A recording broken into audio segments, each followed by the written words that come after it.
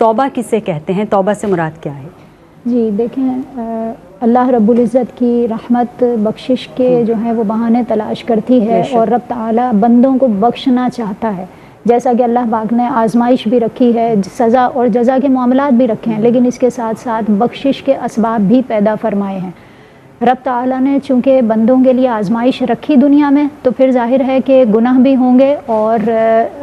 جب شیطان کے وسوسے ہم پر حملہ آور ہوں گے تو انسان گناہوں میں مبتلا بھی ہو سکتے ہیں اور ہوں گے. لیکن پھر اللہ رب العزت نے اپنی بارگاہ میں بخشش کے اور توبہ کے دروازے ہمیشہ کے لیے کھلے رکھے ہیں. جیسا کہ اللہ رب العزت قرآن کریم میں ارشاد فرماتا ہے، ان اللہ لا یغفر ان یشرک بہ، اللہ رب العزت شرک پر مر جانے والوں کو، یعنی جو شرک پر ہی مر گئے ان کو تو معاف نہیں فرمائے گا، لیکن اس کے علاوہ جس گناہ کو چاہے مٹانے پر قادر ہے.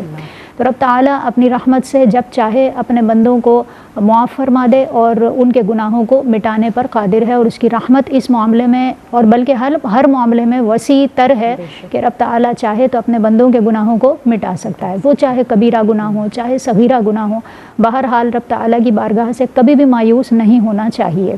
پہلی بات تو یہ ہو گئی. دوسری بات یہ کہ آپ نے کہا کہ توبہ کیا ہے، تو اللہ رب العزت کی طرف رجوع کرنا، اپنے گناہوں کی پر ندامت کا اظہار کرنا، اور اپنے رب کی حضور پیش ہو جانا کہ مجھ سے یہ غلطی ہوئی، مجھ سے یہ کوتاہی سرزد ہوئی، اور رب تعالیٰ ہی، یہ یقین رکھنا کہ رب تعالیٰ ہی میرے گناہوں کو معاف فرمانے والا ہے اور وہی میرے گناہوں کی بخشش فرمانے والا ہے. یہ توبہ کہلاتی ہے کہ رب کی طرف رجوع کرنا، اپنے گناہوں کے بعد اپنے گناہوں پر ندامت کے ساتھ رب تعالیٰ کی بارگاہ کی طرف رجوع کرنا. اب آ جاتے ہیں کہ توبہ کس چیز پر کی جائے گی. تو ظاہر ہے کہ کوتاہی ہوگی تو اسی پر توبہ کی جائے گی. تو یہ جو کوتاہی ہے، یہ جو گناہ ہے، یہ گناہ دو قسم کے ہوتے ہیں، گناہ کبیرہ اور گناہ صغیرہ. اگر ہم گناہ کبیرہ کی بات کریں تو گناہ کبیرہ سے مراد یہ ہے کہ جن کے اوپر وعید واضح طور پر بیان ہو جائے، جیسے جھوٹ بولنا، غیبت کرنا وغیرہ، اور فرض میں کوتاہی کرنا، واجبات میں کوتاہی کرنا، یہ سب گناہ کبیرہ سے متعلق ہیں. یہ وہ گناہ ہیں جن پر توبہ کرنا بندے کے اوپر لازم ہوتی ہے، اور جب اس طرح کے کسی گناہ میں مبتلا ہو جائیں تو فوری طور پر اللہ رب العزت کی طرف رجوع کرنے کا حکم ہے. اس کی وجہ بھی یہ ہے کہ اللہ رب العزت نے خود قرآن کریم میں ارشاد فرمایا، جس کا مفہوم یہ ہے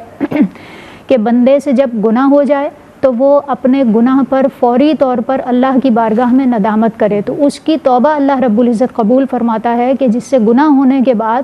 وہ اللہ کی طرف رجوع کرتا ہے، رجوع اللہ کی توفیق اس کو ملتی ہے، اور وہ رجوع کرتا ہے رب تعالیٰ کی طرف. اور ایسے لوگوں کی توبہ قبول نہیں ہوتی کہ جب غرغرہ موت میں مبتلا ہو جائیں، یعنی مرنے کا جو پروسیس ہے ان کا وہ شروع ہو جائے، موت کا پروسیس ان کا شروع ہو جائے، روح نکلنے کا عمل شروع ہو جائے، اس وقت اگر توبہ کریں گے تو یہ توبہ قبول نہیں. لیکن اس سے چند لمحے پہلے بھی اگر بندہ اپنے رب کی طرف رجوع کرتا ہے تو چاہے وہ گناہ صغیرہ ہوں یا گناہ کبیرہ ہوں، چھوٹے گناہ ہوں یا بڑے گناہ ہوں، دونوں گناہوں کی توبہ اللہ رب العزت قبول فرماتا ہے. خاص طور پر گناہ کبیرہ کے حوالے سے یہ بات بیان کی گئی کہ ان کے لیے توبہ کرنا لازم ہے اللہ رب العزت کی بارگاہ میں. اور جہاں تک گناہ صغیرہ کا تعلق ہے تو یہ وہ گناہ کہلاتے ہیں جن کے اوپر واضح طور پر وعید بیان نہ ہوئی ہو، یعنی جن پر واضح وعید بیان ہو گئی، جن پر سزا یا عذاب کا ذکر ہو گیا قرآن کریم میں، حدیث مبارکہ میں، وہ تو گناہ کبیرہ بن گئے. ان کے علاوہ جتنے بھی ہیں، مثال کے طور پر سنت غیر موقدہ کو چھوڑ دینا، یہ گناہ صغیرہ ہے. تو یہ جو گناہ صغیرہ ہوتے ہیں ان کے لیے حکم یہ ہے کہ یہ فرائض اور واجبات کی مسلسل ادا کرتے رہنے سے بھی معاف ہو جاتے ہیں، اور نیکیاں کرتے رہنے سے اللہ رب العزت ان گناہوں کو جن کو گناہ صغیرہ کہا جاتا ہے ان کو معاف فرما دیتا ہے. اچھا، اب یہ تو فرق ہو گیا کہ گناہ کبیرہ کے اوپر معافی مانگنا لازم ہے، گناہ صغیرہ پر معافی مانگنی چاہیے. لیکن اگر کسی نے معافی نہیں مانگی اور وہ نیکیاں کرتا رہا، نیکیوں میں مصروف ہو گیا، تو اس کے یہ جو گناہ صغیرہ ہیں صرف نیکیوں میں لگ جانے سے بھی معاف ہو جاتے ہیں. جیسا کہ قرآن کریم میں اللہ رب العزت نے بیان فرمایا، ان الحسنات یذہبن السیئات، یعنی جو نیکیاں ہیں وہ گناہوں کو لے جاتی ہیں. تو اس کا مطلب یہ ہے کہ یہاں سے گناہ صغیرہ مراد ہیں، جیسا کہ علماء نے بیان فرمایا کہ اس آیت مبارکہ کے تحت یہ بات سمجھنی چاہیے کہ گناہ صغیرہ اس سے مراد ہیں کہ جب نیکیاں کرتے رہیں گے تو گناہ صغیرہ مٹتے رہتے ہیں. اب رہا یہ کہ بندے کی ذمہ داری کیا ہے.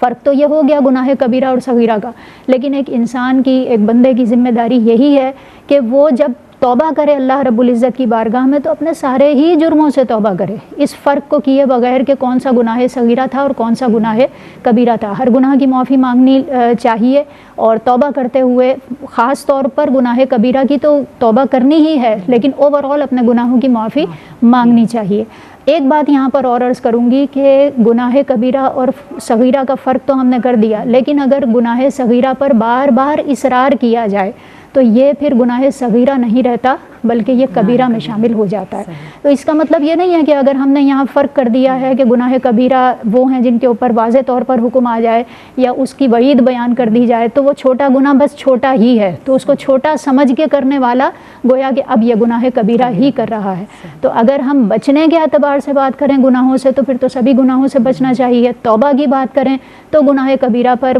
لازمی طور پر توبہ ہمیں کرنی ہے، اور گناہ صغیرہ اللہ کی رحمت سے ویسے ہی نیکیاں کرنے سے معاف ہو جاتے ہیں، لیکن اپنے طور پر اہتمام یہی کرنا چاہیے کہ گناہ صغیرہ ہوں یا گناہ کبیرہ ہوں دونوں کی معافی مانگی جائے۔ آخری بات اس حوالے سے یہ ہے کہ بعض اوقات بندے پر تدارک بھی لازم ہوتا ہے۔ مثال کے طور پر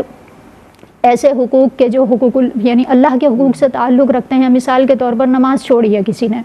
تو اب صرف توبہ کرنے سے یہ تدارک کے بغیر معافی نہیں ہوگی، یعنی توبہ تو ہو گئی اللہ رب العزت کی بارگاہ میں، ندامت کا اظہار بھی ہو گیا کہ ہم آئندہ یہ نماز نہیں چھوڑیں گے اور اپنی نماز کی فرائض کی واجبات کی پابندی کریں گے، لیکن صرف یہی کر لینا یا 2 نفل پڑھ کر یہ سمجھ لینا کہ ہماری جو نمازیں ہیں وہ بس اس کی ادائیگی، اس کی طرف سے یہ 2 نوافل کافی ہو گئے، یہ طریقہ کار بالکل بھی درست نہیں ہے۔ ایسی چیزیں جو فرائض اور واجبات سے تعلق رکھتی ہیں، حقوق اللہ سے تعلق رکھتی ہیں، جیسا کہ نماز ہے یا روزہ ہے، تو ان کی ادائیگی بھی ضروری ہوگی، توبہ بھی لازم اور ان کی ادائیگی بھی ضروری ہے۔ اسی طرح اگر حقوق العباد سے کچھ چیزیں تعلق رکھتی ہیں، مثال کے طور پر کسی بندے کی دل آزاری کی ہے اور اس تک یہ خبر پہنچ گئی ہے، یا کسی کا مال کسی شخص نے چوری کیا یا کسی بھی ذریعے سے اپنے پاس رکھ لیا جو کہ ناجائز طریقہ تھا شرعاً، تو پھر اب اس مال کو لوٹانا بھی ضروری ہے۔ تو توبہ بھی ضروری، ندامت بھی ضروری، اور ساتھ میں تدارک بھی ضروری ہے۔ بعض اوقات تدارک کی بھی ضرورت ہوتی ہے، چاہے وہ حقوق اللہ کا معاملہ ہو یا حقوق العباد کا معاملہ ہو، لیکن بعض اوقات تدارک کے بغیر خالی توبہ ہی کافی ہوتی ہے۔ بہرحال اپنے طور پر اپنے گناہوں کو یاد کر کے اللہ رب العزت کی بارگاہ میں توبہ بھی کرنی چاہیے، اور جہاں جہاں تدارک بنتا ہے اس کو بھی ادا کر دینا چاہیے تاکہ کامل طریقے سے توبہ کرنے کی توفیق مل سکے۔